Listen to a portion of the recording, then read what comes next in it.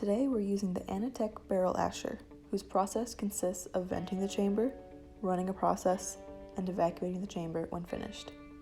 Before using the tool, be sure to log in through Iris. To vent the chamber, first select Vent from the list of recipe names on the bottom right of the display. To begin, press the button Start Vacuum. Notice, the button underneath should always say Auto.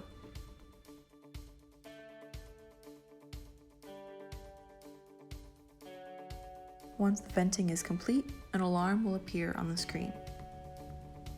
Now you're ready to open the chamber and load your sample.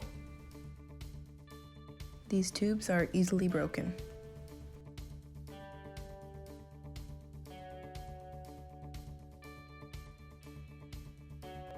To run our process, choose one from the list of recipe names provided. To change a recipe, press the Set Process Parameters button. When prompted for a password, type 100. From this screen, we are able to edit our process. The last 4 columns correlate to the 4 gases involved in the process. Their names do not appear on this screen, but will be shown on the main screen. Press the Save As button before making changes to a recipe. You can change the name of your edited process as seen here.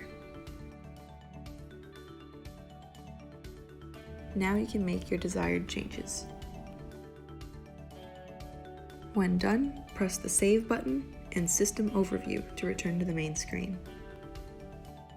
The 4 gases are seen on the right side of the screen. To run your process, press Start Vacuum.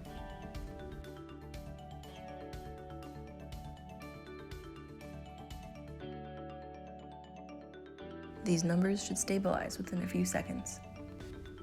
When the process is finished, a short alarm will sound. After unloading your sample, it's time to put the tool back under vacuum. Select the process, pump, and press Start Vacuum.